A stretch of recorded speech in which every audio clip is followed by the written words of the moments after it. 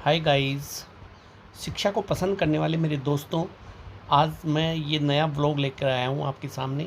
आज हमारे विद्यालय के प्रांगण में, हमारे विद्यालय की लाइब्रेरी में लाइब्रेरी डे का आयोजन किया जा रहा है, जिसके अंतर्गत मैं सबसे पहले आपको दिखा रहा हूँ रीडिंग कॉर्नर। ये एक ऐसा कॉर्नर है जहाँ कुछ बुक्स मिलेगी, जिसमें कोई भी बाधाएं आपको नहीं मिलेगी। बच्चा जब भी खाली पीरियड में या इंटरवल में आकर यहाँ पढ़ सकता है। बस उसको करना क्या है कि शांति से बैठकर इन किताबों को पढ़ना है और उस पर ध्यान देना है। आपको बहुत ही अच्छा लाइब्रेरी का ये सीन देखने को मिलेगा। यहाँ पर बहुत ही अच्छा माहौल मिलेगा, जिसमें आप शांति से बैठकर अपनी मनपसंद किताब पढ़ सकते हैं। आज हम विद्यालय में 11/9/2024 को पुस्तकालय दिवस का आयोजन करने जा रहे हैं, जिसमें बच्चों को पुस्तकें पढ़ने के लिए प्रेरित करेंगे। पुस्तकें ज्ञान का स्रोत है और पुस्तकालय एक ऐसा स्थान है जहाँ ज्ञान की सरिता हमेशा बहती रहती है। तो गाइस देखिए, आज बच्चे बैठकर पुस्तकें पढ़ रहे हैं और इनको बहुत ही अच्छी अच्छी किताबें दी गई हैं, जो इनके रुचिपरक किताबें हैं। जैसे कहानी की किताबें हैं। कहानी की जो किताबें दी गई है इसमें चित्रात्मक है और इसमें चित्रों के माध्यम से भी बच्चों को समझाने का प्रयास किया है। सभी जो कक्षाओं के बच्चे हैं, इनके लिए स्थान उपलब्ध करवाया गया है लाइब्रेरी के अंदर। जो बैठने का स्थान है, कुर्सी के ऊपर, टेबल के ऊपर, साथ में नीचे दरी पट्टी बिछाकर इनको प्रेरित किया गया है। एक ऐसा माहौल प्रदान किया गया है ताकि ये पढ़ सके और अपने अंदर ऐसी रुचि जागृत कर सके, स्वाध्ययन कर सके, स्वाध्ययन की आदत विकसित कर सके। क्योंकि जो व्यक्ति किताबों से लगाव रखना सीख गया, वो जीवन को पार कर पाएगा। वो बहुत ही अच्छा अपने जीवन को गुजार सकता है, बहुत ही अच्छी पोजीशन पर वो पहुँच सकता है। हाँ, तो आप देखिए बच्चों को किस प्रकार से पढ़ना बताया जा रहा है। बच्चे पढ़ भी रहे हैं, अपने रीडिंग जो कौशल है उसको दिखा रहे हैं। एक एक बच्चे का रीडिंग कौशल आपको दिखा रहे हैं, देखिए। अभिनंदन करता हूँ कि उन्होंने नेशनल बुक ट्रस्ट इंडिया के द्वारा अपनी पुस्तक आज़ादी के मुकव्वे प्रकाशित करवाई। इनमें से कुछ अकबर द्वितीय के पुत्र अबू अफर बाबर द्वारा सन 1526 में स्थापित मुगल साम्राज्य के अंतिम शासन के थे।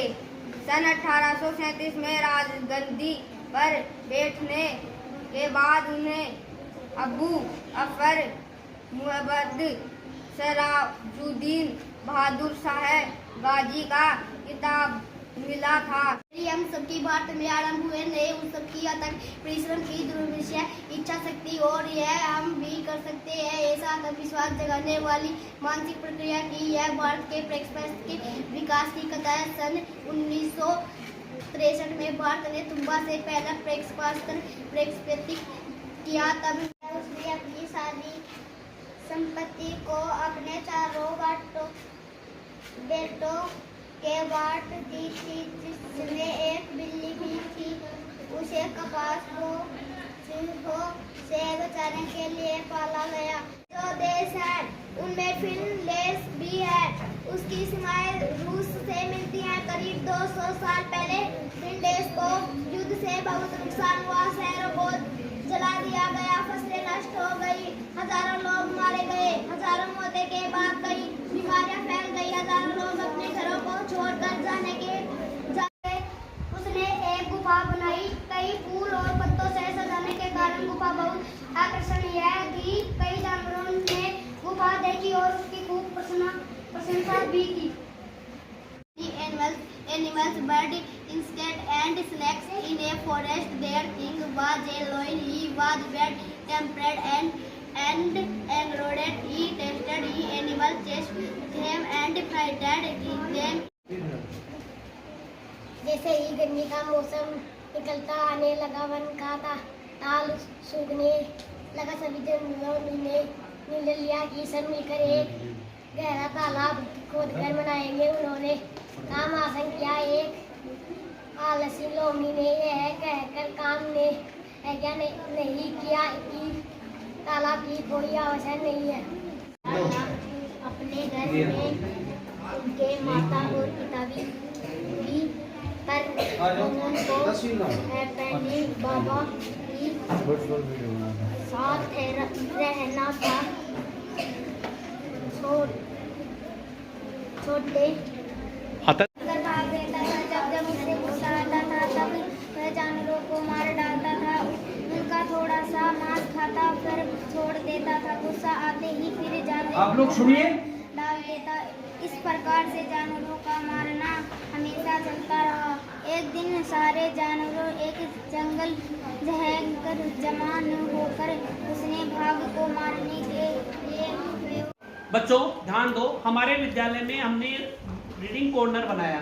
रीडिंग कॉर्नर का मतलब है कि ये पढ़ने का कोना है, ये पढ़ने का कोना है। और इसमें कहीं पर भी तुम्हें बाधा नहीं मिलेगी। जब भी आपका खाली पीरियड हो या इंटरवल हो, उसमें आप आकर क्या कर सकते हैं, यहाँ पर किताबें उठाई और पढ़ के वापस किताब को इसमें रख सकते हैं।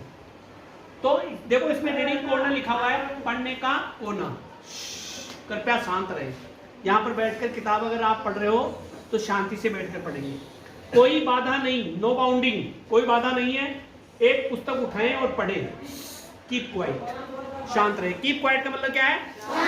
शांत रहे। यहाँ लाइब्रेरी में क्या रहना, आपको शांत रहना और इस रीडिंग कॉर्नर का मजा लेना है। रीडिंग कॉर्नर का मजा कब आएगा? जब आप यहाँ आकर इन किताबों को पढ़ेंगे लेकर। कोई बाधा नहीं है, आपको कोई कहने वाला नहीं है, कोई मना नहीं करने वाला है कि यहाँ क्या है, पढ़ रहे हो या नहीं पढ़ रहे हो। अपनी किताब उठाई, यहाँ बैठ गए, लेके कुर्सी पर बैठ गए, 2 बच्चे आए 4 बच्चे आए, उठाया और पढ़ना शुरू कर दिया। ठीक है ना? तो रीडिंग कॉर्नर का मजा लेंगे कि नहीं लेंगे?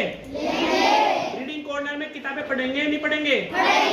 और साथ में आपको यहाँ से किताबें भी इशू करवानी है। जब भी आप घर पर ले जाना चाहते हैं, आप किताब इशू करवाइए और लेकर जाइए, घर पर जाके आराम से उसको पढ़े। ठीक है ना बेटा? ठीक है सर। डन? सब कर दो डन।